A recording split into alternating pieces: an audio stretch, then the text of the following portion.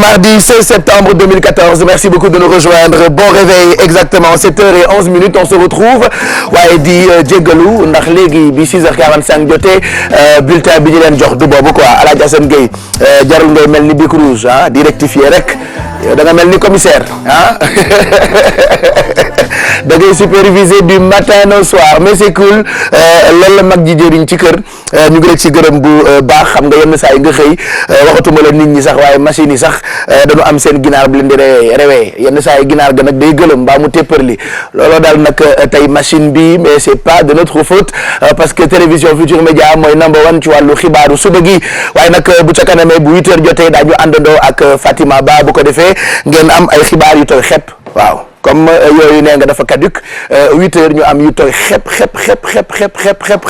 ah comme mburu mu tàng fajar xam nga mburu mu tàng fajar moom yaa rien de tel boo ko dee lekk di xamp muy mi loolu dafay béggale quoi en tout cas ñu ngi leen di béggee bu baax yéen ñu àndandoo ak ñun di ñu seetaan ñu ngi leen di ñaanal bis bu neex jóg leen ñu defar suñu mardi ñu ngi jëm nag 10h voilà 10h problème de prononciation souvent aussi gémmiñ ni du ñu yeewu aussi ah c'est que machine yee mën a ñàkk yeewu waxatuma la ak les bouches mais bon on est là quand même alors sommaire baa ngoog ngeen koy gis en même temps à l'écran ce qui vous attend dans Yeewu Leen de ce mardi 16 septembre 2014 en première partie comme d'habitude entre météo horoscope les titres revue à la une ak yeneen yu baax yi ñu leen jagleel ñoom waxtu julli yeeg heure messi ak sport bi vous aurez droit comme tous les mardis Mado qui nous propose quelques conseils beauté alors tey daañu am li nga xamee ni moom la ñu des soins du visage. Exactement Pape Cheikh maa ngi nuyu mbokku téléspectateurs yi di la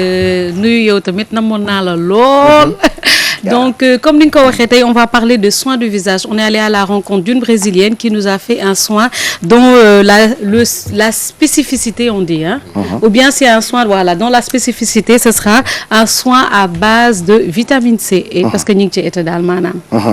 Donc il faut kanam gi ñu xam ni ñu koy defaree quoi. Exactement. Ok donc on aura beaucoup de conseils yu jëm ci wàllu soin du visage comme chaque mardi celle qui est parmi nous Kiara s'appelle-t-elle et on poursuit série de reportages yi ñuy def ci kasti ak géwél yi et tout ça alors ce matin on parlera caste et mariage.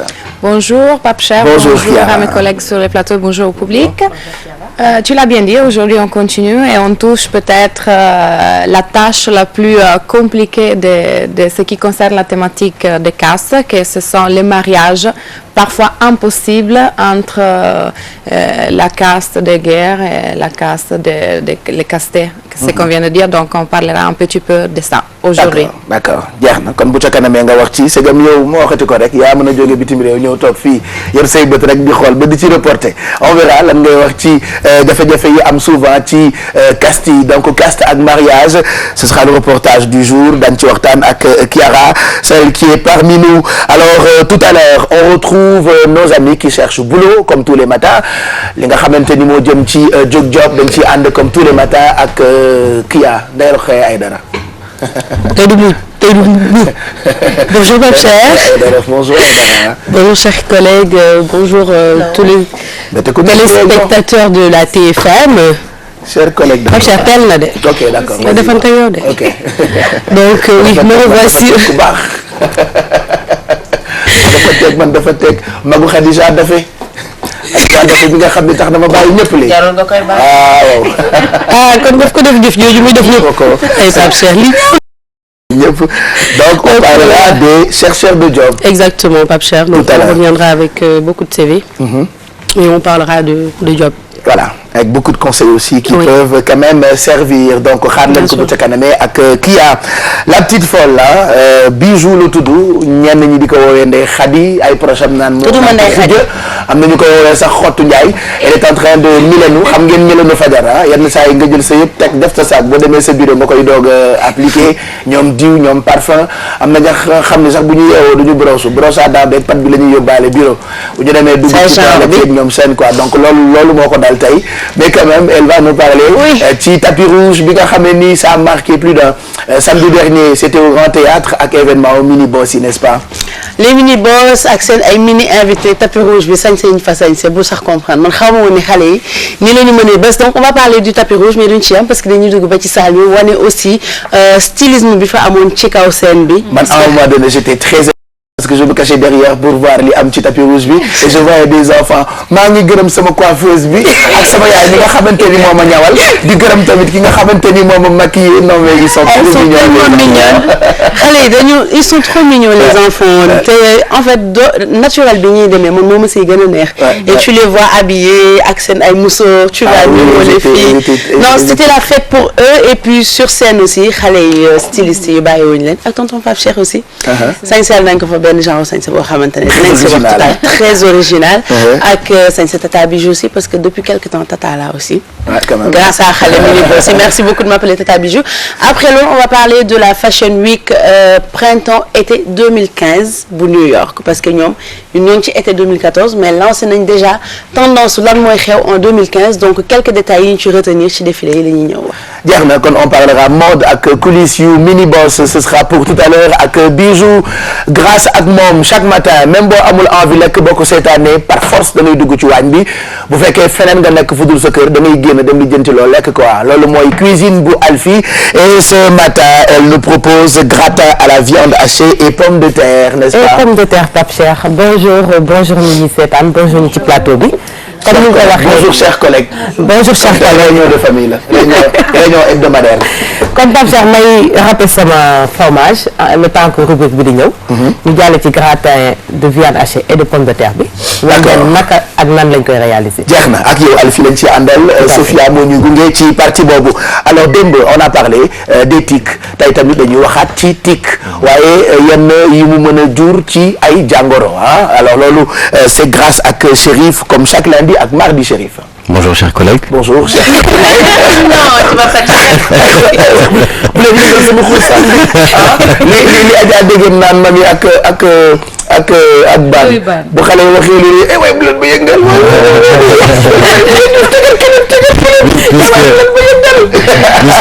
puisque c'est la mode ce matin sur le plateau donc bonjour chers collègues ñu nuyu téléspectateurs yi ñu seetaan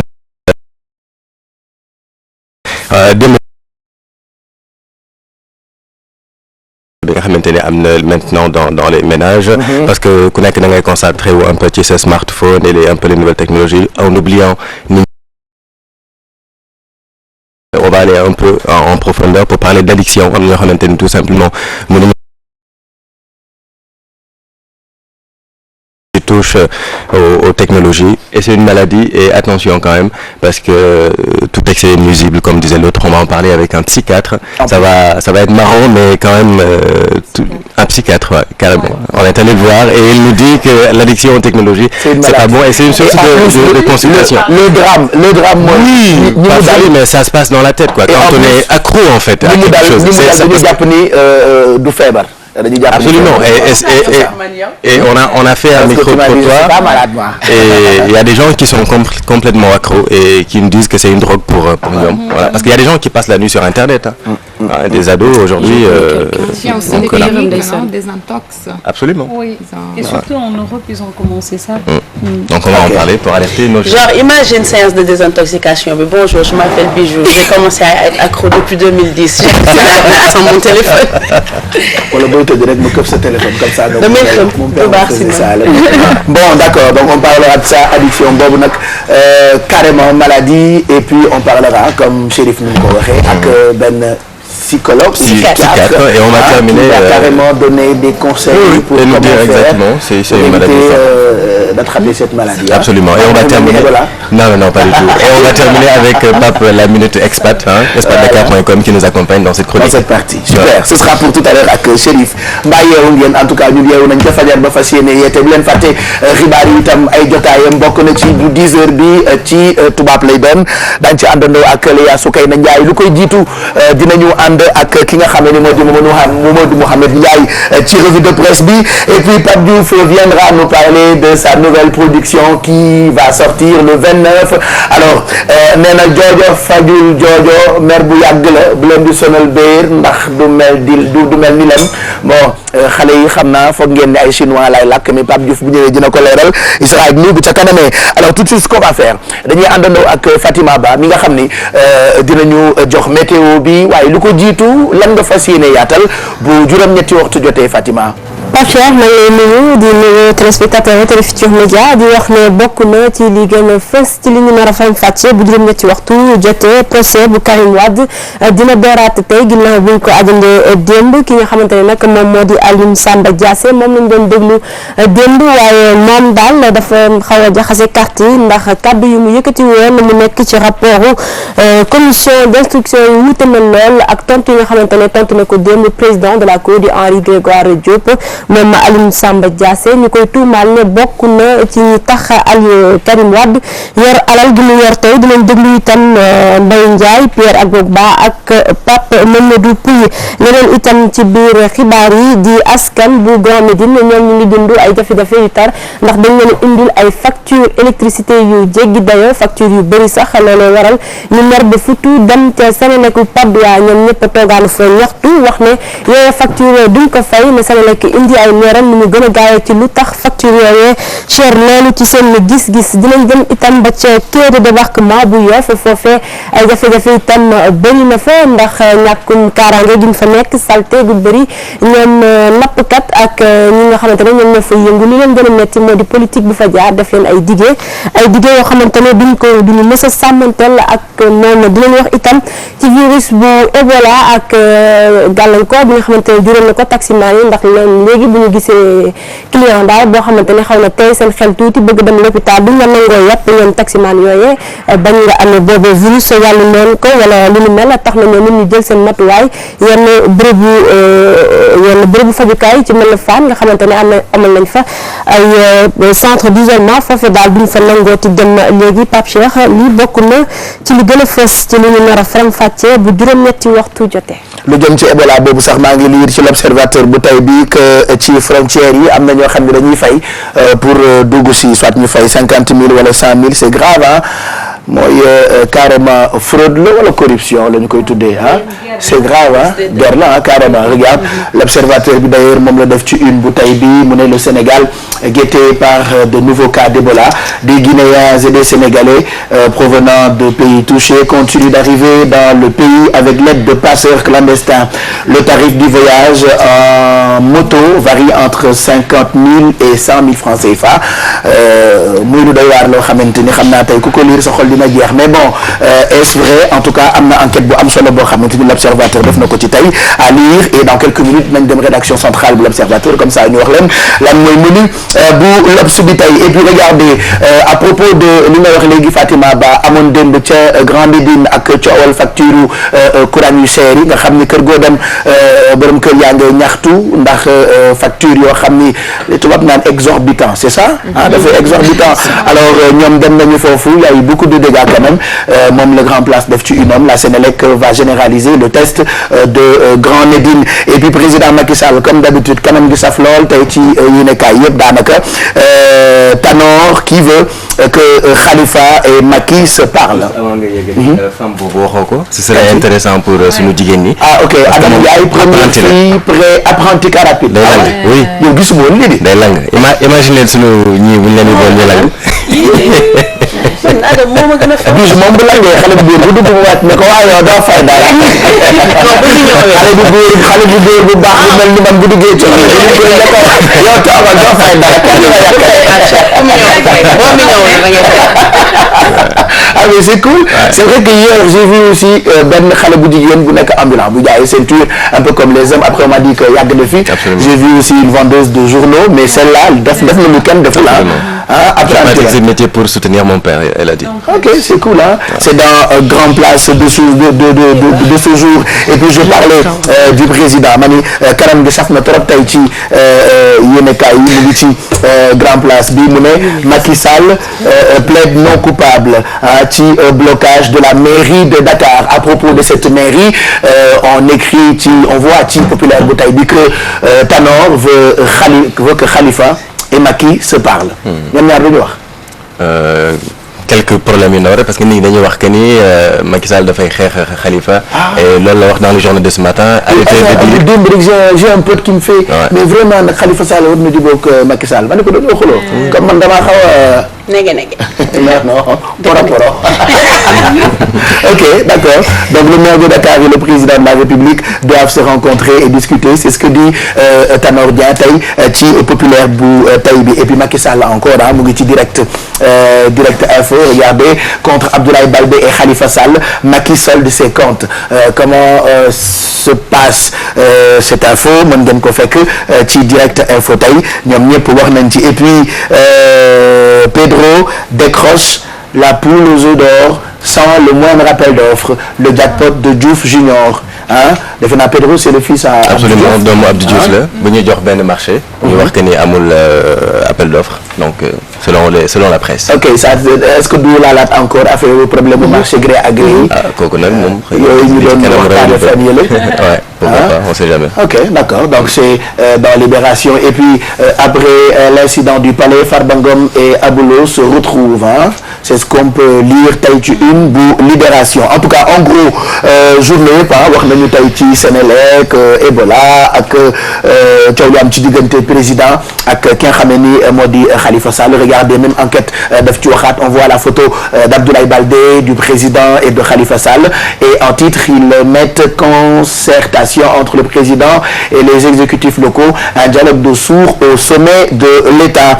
Et puis Bataille Walfadjri qui revient aussi sur cette relation entre Abdoulaye Baldé et le président Macky Sall. Regardez acte 3 de la décentralisation. Baldé déchire la réforme de Macky. Pourquoi? On ne sait pas. Lisez ce quotidien. Et puis le chef de l'État s'emporte. J'ai été maire comme vous. C'est ce qu'il dit dans Walfadjri de ce jour. Ce qu'on va faire tout de suite, dañuy dem rédaction centrale pour l'Observateur, juste vous présenter le menu du quotidien donc l'Observateur de ce mardi 16 septembre 2014. Regardez. Bonjour Pape Cheikh, bonjour chers amis de Yeewu Leen. Aujourd'hui, l'Observateur est allé faire une enquête sur le business des passeurs à la frontière avec la Guinée. En effet, des passeurs sénégalais et guinéens ont fait de la mesure conservatoire des autorités sénégalaises une aubaine en développant le long de la frontière un business florissant. C'est l'enquête du jour. Toujours d'ailleurs à propos de cette affaire, notre envoyé spécial a rencontré Balla Gueye et Mohamedou Tall, deux compatriotes qui vivaient en Sierra Leone, où ils ont été conduits par une société sénégalaise. Et avec l'avènement de la maladie à fièvre hémorragique dans ce pays, ils ont tenté de regagner le Sénégal en passant par la Guinée, autre pays touché par le virus, où ils ont sollicité les services de passeurs guinéens. Nuitamment arrêtés samedi dernier au village frontalier de Koulountou, c'est au Sénégal, ils sont bloqués sans aucune prise en charge et ils se confient à notre envoyé spécial. À la une également de l'Observateur de ce mardi, ce nouveau scandale qui risque de secouer la gendarmerie nationale. Après le brûlot du colonel Abdoulaziz Ndaw, en voilà une autre affaire qui risque d'éclabousser la maréchaussée. Amadou Sakhir Diallo, un motard en service à la caserne Samba Diéry Diallo, accuse ses supérieurs de s'être enrichis sur les escortes des poids lourds. Les nombreuses plaintes qu'il a déposées sont restées sans suite et il a écrit une lettre au président de la République. En sport, vous aurez droit à une interview du lutteur Boy Niang 2 qui, après s'être payé le scalp de Baye Mandione, peut légitimement taper à la porte des ténors. Le fils de l'ancien lutteur De Gaulle est prêt à croiser le vainqueur du combat Papa Sow Lac de Guerre 2 ou encore Sa Thiès. Et pour le bonus, les gars, là c'est pour vous, une interview découverte de Alfie. Mais je ne vous en dirai pas davantage, c'est à découvrir dans l'édition de ce mardi 16 septembre 2014. Bonne lecture et excellente journée. Merci, bonne journée, bonne lecture. Merci Babacar Ndaw Faye. Kon dëkk Alfie ngi ci journal bi te liiruma ko maa doyee di nag dëgg. Ça a déjà fait. Je fais partie des gens yi nga xam ne au lieu ñu xóotal ci journal une bi rek la ñuy xool lire leen ci intéressé tëjaat ndekete Alfie ngi ci biir. Bon, qui est Alfie à découvrir dans l'Observateur de ce mardi 16 septembre 2014. On va se faire tout de suite un point sur la météo.